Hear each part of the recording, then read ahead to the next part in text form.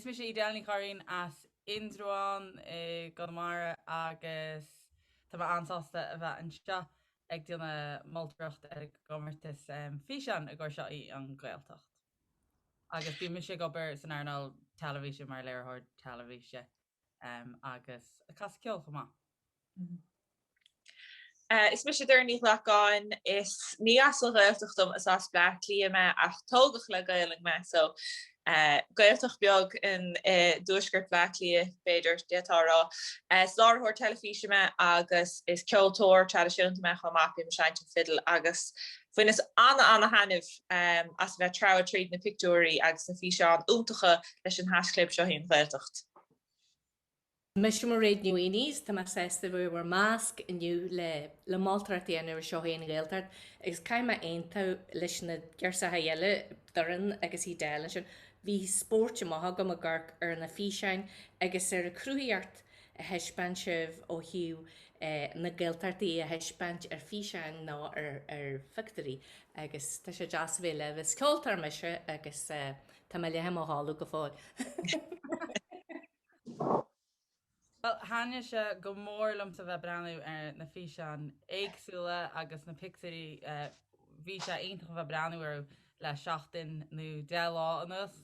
Agus bhí coppla ceanna cheas amach romsa bhí ceann aontach an is bralam sa Racháin bhí me an chud mhór agus bhí sé go háling torasbeg thart ar Racháin aáil agus síirse nic éigeán chuirsí sin in airde. Bhí coppla ceann le bonscailnaí ceann thuas i dtír chonal agus ceann hir in Mhaonaigh agus bíonn sé gúnaí á in gasa de chluisteil ag casa órán agus híal me gnearna siad job den chéad sco. Ceann eile cheasamach chumsa ná dán ONP ó mar chu job den sco dinta aige an sin crack fianta le locht na rasan mar a bhíons i gúnaí agus tá meid súil go mór le gáil sós agus bulle le chud a gona daoine a bhí in san sketche sin agus arno bhí alíntóirí iontacha an chumá agus bhí se all-in stuff aine ní chiomháin hí san sin na ggurcha gcuoine a eáil agus freisin Joanna Ní Mhaonaigh bhí na picturí go hálan ar fad. Caiime se rá Edel dentóing le mór chud de méid i dúirta an son agus bunscoil nar luis agus gur hahan go mórlam sa bheith scoil leanna ach bheith se stochracht ar son na Mhaonaigh an son so caafar an bud sin na hiáil. Anna chud sport a ríist agus tascan meach cléan gan áras agus le Racháin agus socha bhí seán eile gur hahan go mórlamsa about físeán Caoilinn McDonagh tuspáantas eile an as ar Ghaeltacht Racháin agus hahan tic-tac-lum a dhéon route or you for the tea agus bhí sé anna socha se lán dahanana lán beocht agus ráircna álinge de Ghaeltacht churcoghine le feiscin tean agus a réist socha bhí blia gom leis na físeán bhain le cuasaí a líana áin í chiomháin si anna job an son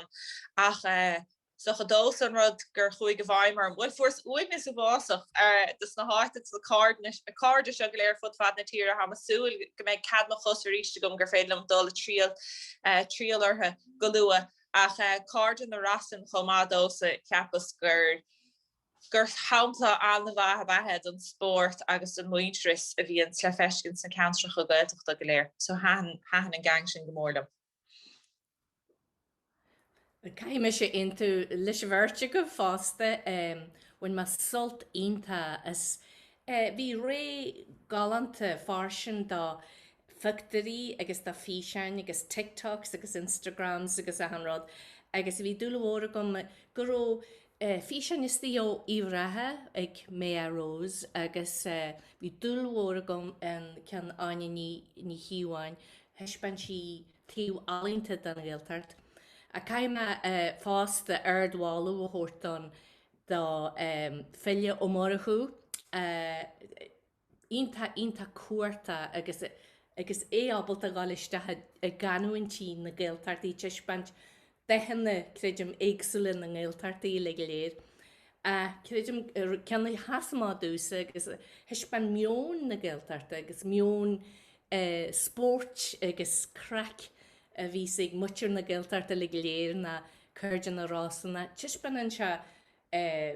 cinna náhfuil a géalaigh buí ar rudata rágar íirih ghil ggóil me jobbalta gaí dhéanú agus ghfuil me job de sport a bhéh agus hí me se go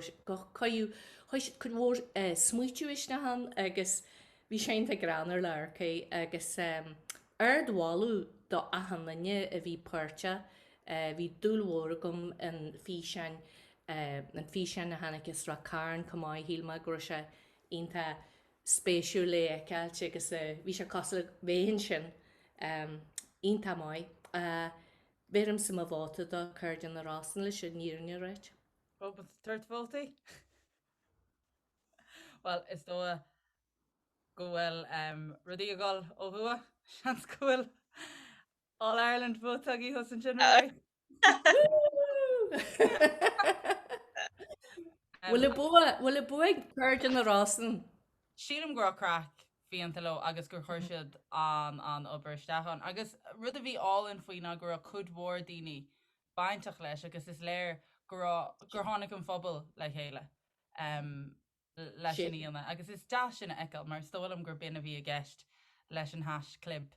seo í an Ghaeltacht ón tús gur tháinig daoine le chéile ar lína. Ja, féingar an loch an liv a bhná? Sin